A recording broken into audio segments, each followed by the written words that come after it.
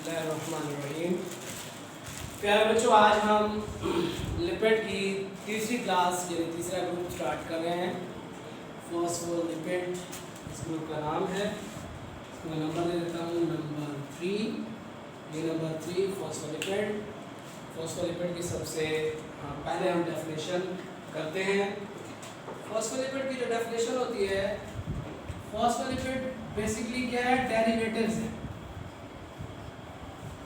Derivatives किसके? Of phosphatidic acid के। Phosphatidic acid, the derivatives of phosphatidic acids are called phospholipids. यहाँ पे एक लफ्ज़ है डेरिवेटिव, उसको भी हम एक्सप्लेन करेंगे, मतलब समझेंगे। फिर दूसरा लफ्ज़ है फॉस्फेटाइडिक एसिड। ये दोनों लफ्ज़ न्यू हो सकते हैं बच्चों के लिए। तो डेरिवेटिव का मतलब होता है जो चीज़ दूसरे से निकली हो। डेरिवेटिव, एक कंपाउंड है, उससे जो नया कंपाउंड निकलेगा वो डेरिवेटिव कहलाएगा। नया पुराने का डेरिवेटिव कहलाएगा। माखूज, अखज़ किया हुआ, उर्दू में हम ये कहते हैं माखूज है, अखज़ हुआ। फॉस्फोलिपिड किससे माखूज होते हैं? फॉस्फेटाइडिक एसिड से। फॉस्फेटाइडिक एसिड से। अब यहाँ पे दूसरा लफ्ज़ आ गया हमारा फॉस्फेटाइडिक एसिड। तो यहाँ पर हम फॉस्फेटाइडिक एसिड को कैसे एक्सप्लेन करेंगे, क्या चीज़ है ये? फॉस्फेटाइडिक एसिड तीन चीज़ों का कॉम्बिनेशन है। जब ये तीन चीज़ें मिलती हैं तो बनने वाली चीज़ फॉस्फेटाइडिक एसिड होती है। क्या चीज़ है? ग्लाइसरोल, पता है ना आप लोगों को? ग्लाइसरोल अल्कोहल है, अल्कोहल विद ट्राई हाइड्रोक्सी, तीन OH के साथ ग्लाइसरोल। दूसरी चीज फैटी एसिड, और तीसरी चीज जो इसमें होती है फॉस्फोरिक एसिड। फॉस्फोरिक एसिड, जब ये तीन चीज़ें मिलती हैं तो क्या बनता है? फॉस्फेटाइडिक एसिड। फॉस्फेटाइडिक एसिड खुद किसका बना हुआ है बच्चों? ग्लाइसरोल का, फैटी एसिड का और फॉस्फोरिक एसिड का। ये जब तीन चीज़ें मिलती हैं तो बनने वाली चीज़ फॉस्फेटाइडिक एसिड होती है। तो फॉस्फेटाइडिक के जो डेरिवेटिव होते हैं उसको हम कहते हैं फॉस्फोलिपिड। तो ये डेफिनेशन के लिहाज से आपको बताया। फॉस्फोलिपिड की इम्पोर्टेंस के हवाले से कुछ बात करूँगा। मैं यहाँ पे हेडिंग भी डाल देता हूँ। फॉस्फोलिपिड की जो इम्पोर्टेंस है, फॉस्फोलिपिड जो है तकरीबन तमाम तरह के सेल में, यानी बैक्टीरिया के सेल में, इसके सेल में, बैक्टीरिया के सेल में, एनिमल के सेल में, बैक्टीरिया सेल, एनिमल सेल, और तीसरी क्या चीज़ है भाई? Plant cell. ये तीनों तरह के सेल में पाया जाने वाला कंपोनेंट है। अब जो सेल में स्पेशली कहाँ होता है, सवाल ये पैदा होता है, वेयर इट इज फाउंड। तो ज़्यादातर ये, मैं यहाँ पे लिख देता हूँ, सेल मेम्ब्रेन में पाया जाता है।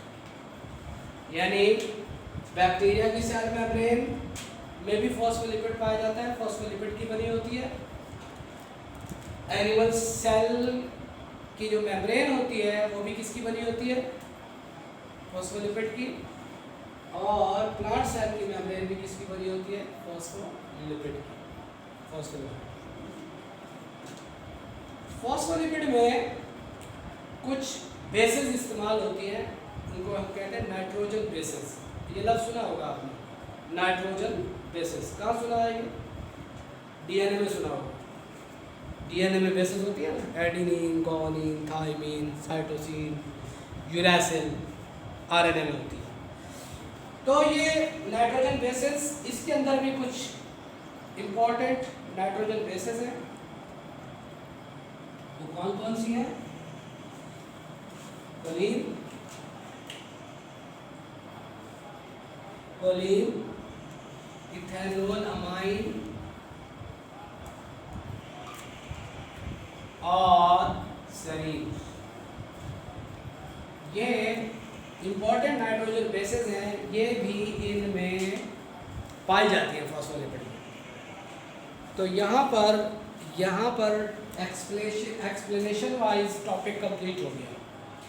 दोबारा मैं आपको बताता हूँ थोड़ा सा, अब आपको ज़्यादा समझ में आ जाएगा। भाई फॉस्फोलिपिड डेफिनेशन वाइज क्या है? डेरिवेटिव है किसके? फॉस्फेटाइडिक एसिड के। अब फॉरन क्वेश्चन आता है, भाई फॉस्फेटाइडिक एसिड क्या है? फॉस्फेटाइडिक एसिड ग्लाइसरोल फैटी एसिड और फॉस्फोरिक एसिड का कॉम्बिनेशन है, मिलकर क्या बनाते हैं? फॉस्फेटाइडिक एसिड बनाते हैं। अच्छा, इसके साथ इनमें क्या मिली होती है? नाइट्रोजन बेसिस मिली होती है। कौन कौन सी? Choline, ethanolamine, serine. ये इंपॉर्टेंट नाइट्रोजन बेसिस है, मशहूर। और इंपॉर्टेंस के लिहाज से फॉस्फोलिपिड कहाँ कहाँ नजर आता है? सेल्स में। किन के सेल्स में? तीनों तरह के सेल्स, बैक्टीरिया में भी, प्लांट में भी, एनिमल में भी। और ये सेल में कहाँ पाया जाता है? Cell membrane. कहाँ पाया जाता है? यानी हमारा जो सेल मेम्ब्रेन बना हुआ है वो किसने बनाया हुआ है? फॉस्फोलिपिड ने।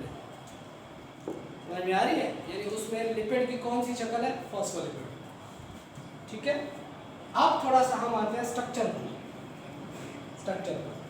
सबसे पहले हम बात करेंगे किसका स्ट्रक्चर? फॉस्फेटाइडिक एसिड का। ये स्ट्रक्चर आपको आना चाहिए। ये बज़ाहिर आपको मुश्किल नजर आ रहा होगा लेकिन बड़ा ही आसान है। मैं आपको टेक्निक बताता हूँ। बेटा ये CH2 पहली वाली चीज आप ज़हन में रखें, CH2OCOR। क्या कहा मैंने?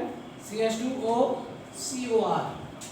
यहां पर अब 2 नहीं आएगा क्योंकि वैलेंसी यहां पे क्या हो रही है? डबल हो रही है। तो यहां सिर्फ क्या है? CH, बाकी वही है OCOR। ठीक है, यहां पे 2 आएगा क्योंकि इधर कार्बन की वैलेंसी क्या है? खाली है, कार्बन का कोई अटैच नहीं है। तो यहां पे CH आएगा और फिर वही चीज है OCOR, ऑक्सीजन, कार्बन, ऑक्सीजन। और R क्या है? अल्केन। क्या? अल्केन, कल भी बताया था, R अल्केन। और फिर वही चीज CH2, क्योंकि इसके साथ इधर कोई भी अटैच नहीं है तो CH2 आएगा। O, अब यहाँ पे क्या आएगा? Phosphoric acid. क्या आएगा? कहाँ गया फॉस्फोरिक एसिड? सही है, तो इसको कैसे लिखेंगे? POH और डबल बॉन्ड के साथ O। POH और डबल बॉन्ड के साथ O। ठीक है, ये फॉस्फेटाइडिक एसिड का फॉर्मूला स्ट्रक्चर। अच्छा, अब इधर आ जाओ। इसमें और इसमें थोड़ा सा फर्क है। वो फर्क मैं पहले बताता हूँ क्या है। इसमें क्या इजाफा है? कोलिन का। कोलिन मैंने क्या बताया था? नाइट्रोजन बेस भी इसके साथ होती है। तो यहाँ पे बेटा फॉस्फेटाइडाइल कोलिन, यानी फॉस्फेटाइडिक एसिड का नाम अब क्या चेंज हो गया? फॉस्फेटाइडाइल कोलिन, क्योंकि इसके साथ क्या मिला हुआ? कोलिन। देखो ये सेम चीज है, कोई फर्क है?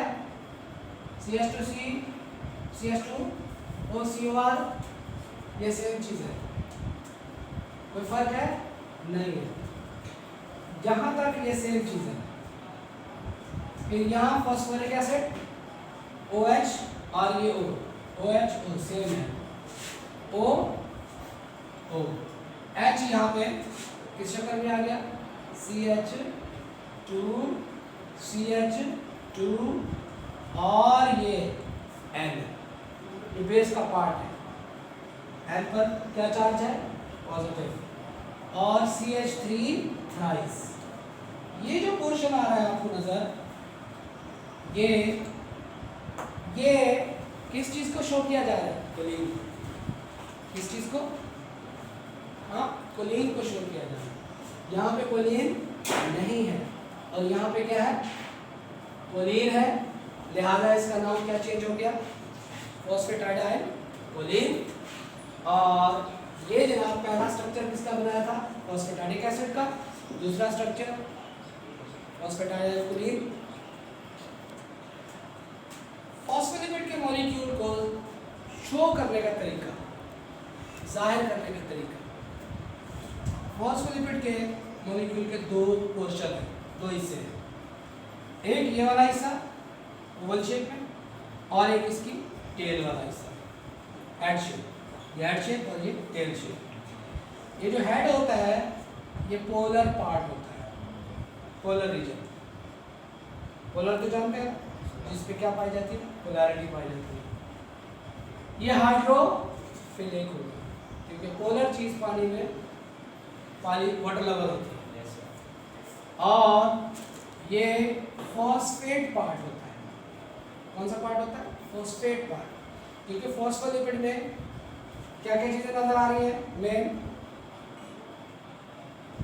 नजर आ रही है ना? तो ये कौन सा पोर्शन है? Phosphate part. और ये वाला जो पोर्शन है ये नॉन पोलर होता है, हाइड्रोफोबिक। पता है आपको? हाइड्रोफोबिक। और ये किसका बना हुआ पोर्शन होता है? फैटी एसिड का। इसका फैटी एसिड। तो ये है फॉस्फोलिपिड का मॉलिक्यूल। इसका मॉलिक्यूल है फॉस्फोलिपिड मॉलिक्यूल। ठीक है, दोबारा बता देता हूँ कितने रीजन्स हैं? दो, एक पोलर और एक नॉन पोलर। पोलर वाला किसका बना हुआ है? Phosphate portion. और नॉन पोलर फैटी एसिड का। जाहिर है पोलर है तो हाइड्रोफिलिक होगा, नॉन पोलर है तो हाइड्रोफोबिक होगा। ठीक है, this is the molecule of phospholipid. तो यहाँ पे ये टॉपिक कंप्लीट हो गया फॉस्फोलिपिड का। ठीक है, तो बिस्मिल्लाहिर्रहमानिर्रहीम। प्यारे बच्चों, आज हम लिपिड का चौथा और आखिरी ग्रुप पढ़ रहे हैं कोर्स के लिहाज से। वो है जनाब टर्पिनोइड्स। टर्पिनोइड्स रबर हमने देखी है, ये टर्पिनोइड का ही मेंबर है। अच्छा, एक पंसार के पास जाएं तो एक तेल मिलता है तारपीन का। अमूमन अंगूठा वगैरह निकल जाए, हड्डी वगैरह पे चोट लग जाए तो उसकी मालिश की जाती है। टर्पीन तेल कहते हैं उसको, हम आम जुबान में कहते हैं तारपीन का तेल। तो ये रबर वगैरह, तारपीन का तेल, ये सारे किसकी एग्जांपल हैं? टर्पिनोइड की, उसके कंपोनेंट हैं। टर्पिनोइड्स इंपॉर्टेंट लिपिड का ग्रुप है, इंपॉर्टेंट ग्रुप ऑफ लिपिड। ठीक है, टर्पिनोइड है क्या? जब आइसोप्रीनोइड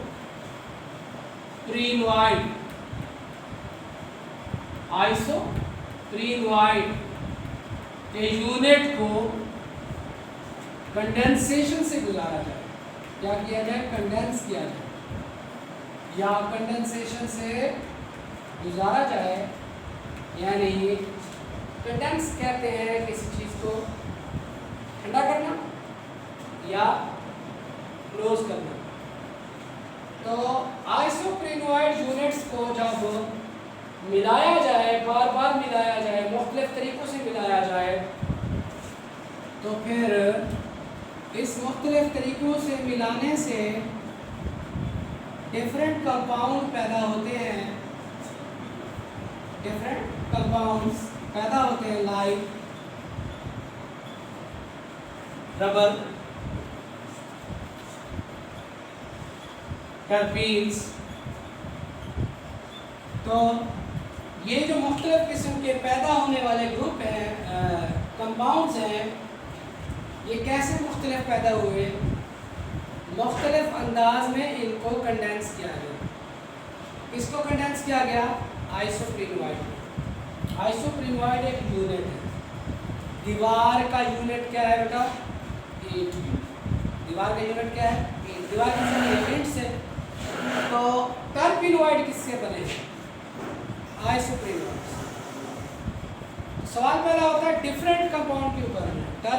आइसोप्रीनवाइड को मुख्तलिफ अंदाज में क्या किया जाता है? कंडेंस। तो उस तरह मुख्तलिफ अंदाज में कंडेंस करने से जो कंपाउंड बनते हैं वो भी मुख्तलिफ पैदा होते हैं, मुख्तलिफ पैदा होते हैं। तो यहाँ पे हम बुक में ये स्ट्रक्चर नहीं है, ये एक आइसोप्रीनवाइड यूनिट दिखाया गया है। बच्चों के ज़हन में सवाल पैदा हो जाता है कि आइसोप्रीनवाइड कैसा होगा। तो ये स्ट्रक्चर है, यहाँ पे देखें CH2 डबल बॉन्ड के साथ कार्बन, फिर कार्बन के साथ सिंगल बॉन्ड के साथ फिर CH2, ये स्ट्रक्चर, और ये मिथाइल ग्रुप लगा हुआ साथ में CH3। तो ये एक स्ट्रक्चर जो है ये एक आइसोप्रीनवाइड है, एक। तो इस तरह के बहुत सारे आइसोप्रीनवाइड को जब कंडेंस किया जाता है तो फिर क्या पैदा होते हैं? मुख्तलिफ किस्म के कंपाउंड पैदा होते हैं। तो ये क्या कहलाते हैं कंपाउंड? टर्पिनोइड्स। ठीक है, टर्पिनोइड किसके मिलने से बनते हैं? आइसोप्रीनवाइड के मिलने से। कैसे मिलाया जाता है? कंडेंस किया जाता है डिफरेंट अंदाज में। तो डिफरेंट अंदाज में कंडेंस करने से डिफरेंट कंपाउंड्स पैदा होते हैं। एग्जांपल क्या दे सकते हैं? रबर एंड टर्पीन्स वगैरह।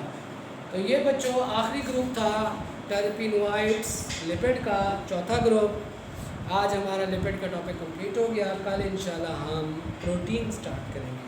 अल्लाह हाफ़िज़।